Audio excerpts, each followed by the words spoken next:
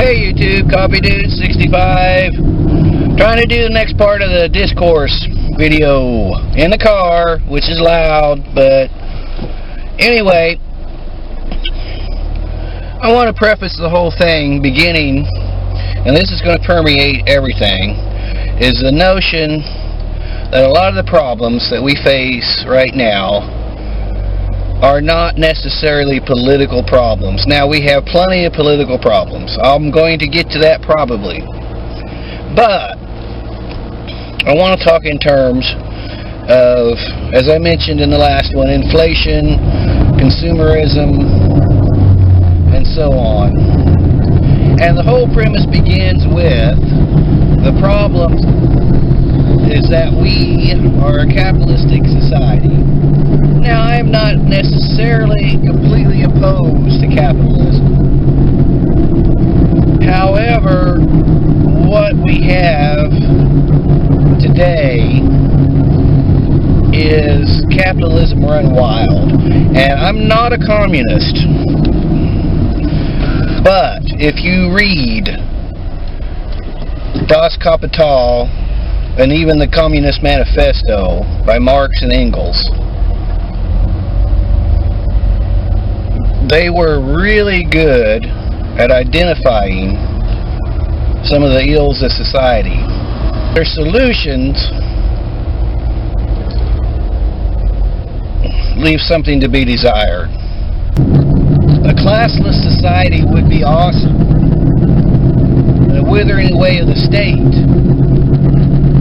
I don't believe that you can have a withering away of the state. We have to have some rule of law. We have to have some structure. Okay? But before I get too far off topic, the problem is greed. Corporate greed. And I'm just going to dive right in, because I think my point will be known when I get done. With inflation, again, I said that some of it can be laid at the way policy is written and carried out by politicians or the government. But a lot of the inflation and a lot of the problem is based upon the way our world works. And I've seen it up close and personal. I've worked in the business. I've worked for corporations. And I know how things go. Any excuse to raise price is there. I mean, that's what they do. You have a pricing structure. In that pricing structure, they factor in all sorts of things. Now, I'm not an accountant either. Actually, I'm farthest thing from accountant. I hate accounting. But I do know how it works.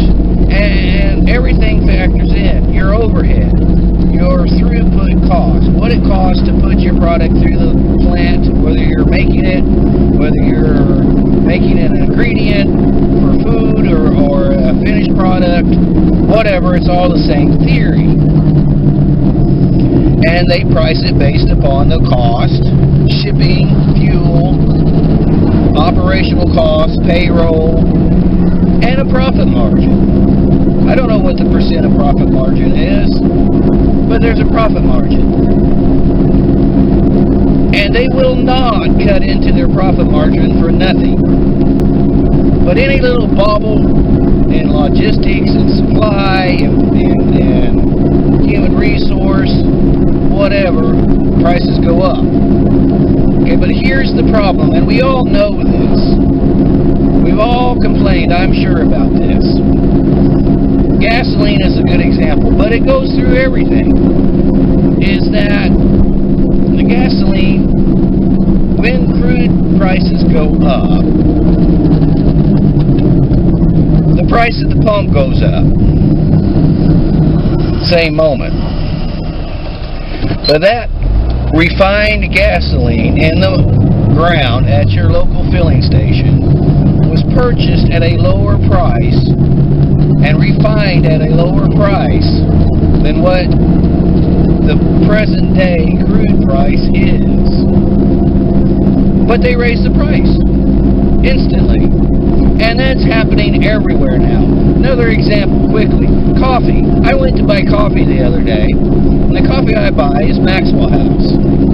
And I was going to buy small cans at the Dollar General. And I went in there to buy a small can of coffee. It should be about $3.95. Sometimes it's on sale. But I went in there and it was like $4.75. It almost went up $1. And I thought then it's the same thing. That coffee has been in a warehouse or been in the back room at the Dollar General or wherever. And because to replace that stock is going to cost more because of all this problems with logistics and employees and everything, COVID, right? But that can of coffee is sitting on the shelf was bought at a lower price than what you could replace it with. But however, the retailers raise those prices instantly. And that's inflation. And to me, it's price gouging. What do you do about it? I don't know. I don't know. I don't have an answer. But we do live in a world where we must have money to get things that we need. And it's true that some things we could do better with. We could grow our own vegetables. Apparently I can't. So I've had dismal luck the last 2 seasons.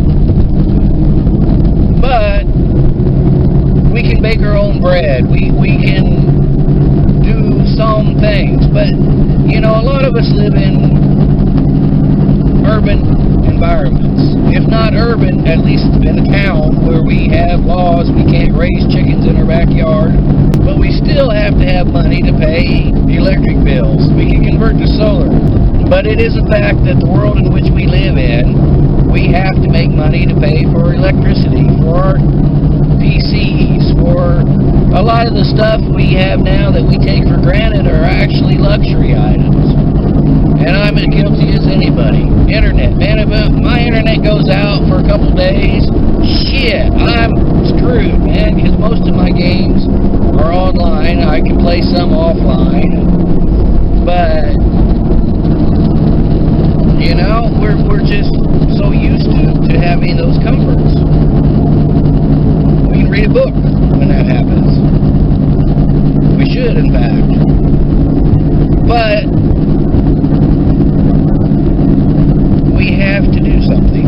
We have to make money somehow or another.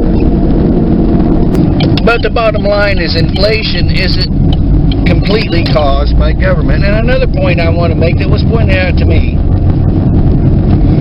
is